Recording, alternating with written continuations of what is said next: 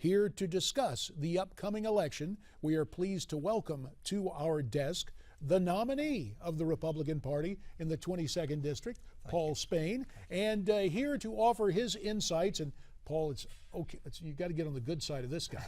The great blogger from Shark Tank, Javier Manjarres. And in fact, Javier, we can kind of do a joint thing here. Right, when you get on my good side, I'll let you know. Well, I know that may be a task that is somewhat Sisyphean, and no, I'm not calling you a sissy. Rolling that boulder up. Word. I know, I thought I might impress you with that, but I'm going to actually let you open the questioning for Paul. Maybe you can make some news with your blog today. Well, you know, Paul, first of all, congratulations on the win. I wasn't really following the race. Very weird election cycle here, but I wanted to touch on one thing that a lot of Americans don't know, or Floridians. You recently became a Republican. Just you know, I came to and I wrote about it. But April 17th, you were a registered NPA, or you registered as a Republican from being NPA, and then you qualified on the 28th. What kind of message do you think that sends to Republicans and independents? Because a lot of people were saying that it's very Charlie Crist-esque to do so. I mean, it was legitimate to do so. There's nothing wrong with that. But I want you to kind of address that issue or that question. Right. Well, I read your blog, and I'm sad to say that you were misinformed.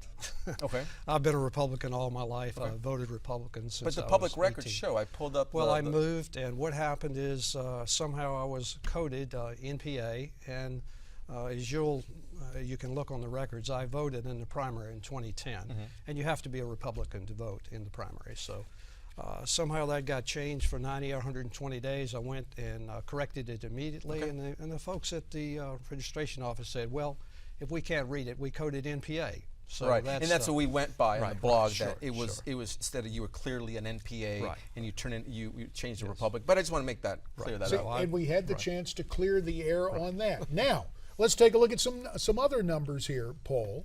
In terms of the ongoing redistricting in Florida. Sure. Currently, the 22nd district is essentially drawn for the advantage of the incumbent. Democrats enjoy what, a 9-point partisan advantage? That's correct. How will you prevail against incumbent Lois Frankel this November? Well, I will reach out to all groups, JD, and I am not what you would classify as a typical Republican. I believe we have to bring everyone into the party. We have to acknowledge their wants and their needs, and I will represent all the people of the district, just not Democrats. And I think that's what you see today. We have an incumbent that really is interested only in a political philosophy. I think as an American, I will change that, and I will take a new attitude to Washington, D.C. Well, I think Mr. Spain has an advantage here because if you look back 2012, Adam Hazard ran in that district. All of a sudden, he left the Senate to run in that district to replace Allen West. He lost by, 6 percentage points in an Obama year without the whole Obamacare fiasco behind him. I think there's an advantage. I think it's a seat that could be picked up as long as the Republican establishment gets behind, as well as the grassroots gets behind your candidacy. And I think they will. I've been very impressed with the attitude of the public this time. I think they've displayed a desire to participate in the process, even though not so much in the primaries. We tend to have very low voter turnouts in the primary, Democrat and Republican. But I do think we'll do a good job, and I do believe we'll win. Well, let's pick up now and speak frankly about Congresswoman Frankel. What has been her record? Has she been a staunch advocate of Obamacare? What does the record of the incumbent reveal? Well, I think her record shows that she has voted lockstep in every instance with the Democrat Party. So, and there have been some missteps on the Port Authority too, flip-flopping there. So I think that what we are into is a process where Ms. Frankel, I don't know her personally, but I believe she is very vulnerable, and I believe that I will take the issues to her. I will run a clean campaign. This is not going to be an attack campaign. This is going to be the issues, and I think we will win the issues battle at the end of the day. Yeah, I love when politicians say we're going to run a clean campaign. You need to firmly tie that Obamacare noose around her neck, because this is what Democrats are going to lose with, that Obamacare, because that is the single most issue that's affecting all Americans. I agree, and it's a very important issue. It's literally an issue that will bankrupt the nation if we don't address it correctly. Now, Obamacare is important, but we know different issues bring different intensities. And here we are with the battle on the border. Border security, national security, economic security, all things. When people say the border is a single issue, I go, no, it's all interrelated. Right. Paul Spain, if you go to Congress representing Florida's 22nd district, how will you approach the meltdown on our southern border?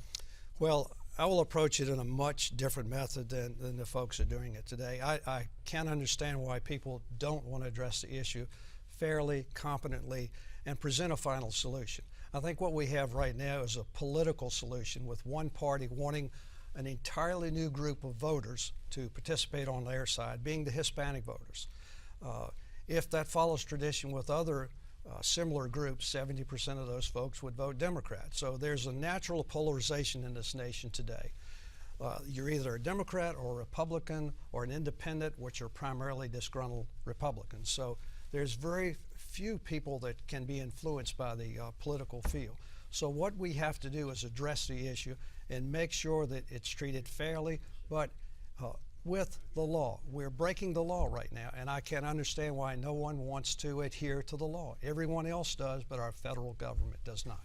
Can you, on that note, can you give us a specific answer of what we can do on the border as far as, I mean, you hear all of the talking points, the Republican talking points, anti-immigration talking points, border security. Even there you're picking anti-illegal immigration. Yes, thank you there. But give us a solution to how you would fix the problem, not a talking point. Well, I think first of all, you have to, and here's what I would do. I would close the border because you have to have control of your borders or you lose control of your country. America is the greatest country on earth, but we cannot have unfettered immigration into the country. Right now, we allow 700,000 people to come here legally. During the days of the large waves of the immigrants, when Ellis Island was open for 20 years, they averaged 150,000 or so people a year entered the country legally. We are here in a process right now. We're having millions come across the border. It strains our resources, our schools, our health care, our police force, our prisons, all of those things, drugs, the whole thing come with that. But I love immigrants. My family is from Ireland. So we came over here after being persecuted in Europe. We came here for a specific reason. But it's different today than it was back then. We have welfare, we have food stamps, we have free cell phones, we have free education for folks, and this is all on the taxpayers of America. So we have to control the border. I would give the folks a year or year and a half to register as someone that's applying for a visa. If you do not register in that period of 1.5 years, I would immediately have you removed from the country. And then we can make a decision as to whether you have a vital interest, someone should be granted some form of way to stay in the country. If they're working in Florida, we have hundreds of thousands of people that work in Florida. Many of them are illegal, but we need these workers. But there's an orderly way to provide them access to the country. This suggests that a federal government, it would seem difficult to me, Paul, to have it both ways. We want to stop Obamacare because of the inefficiencies, not only its wrong-headedness, but what happened with the website. Right.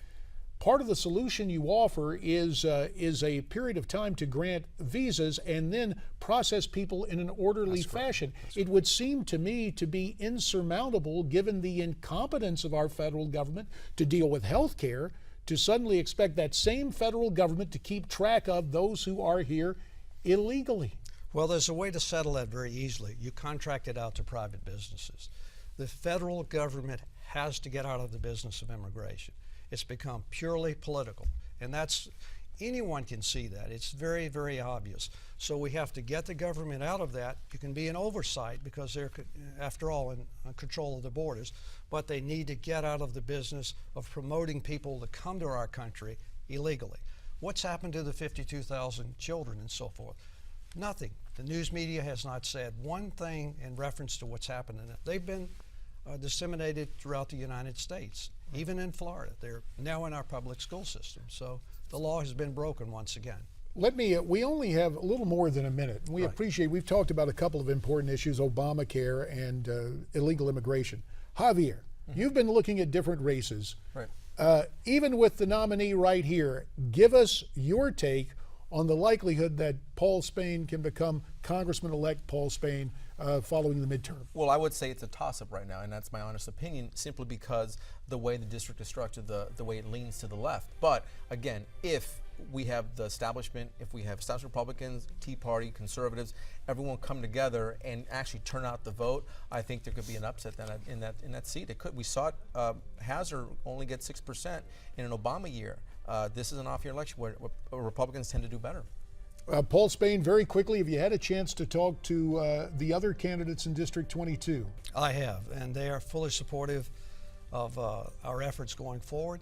I think we'll have a united party as we head into the November 4 elections, and I look forward to victory. And we will see if on November 5th we will address you as Congressman-elect. Thank you. For now, Paul Spain, a candidate for Congress, we thank you for your time. Javier Manjarres, as always, we appreciate your thoughts. We'll be reading the Shark Tank blog. We'd ask for your comments, and you can send them to us via Twitter as we continue.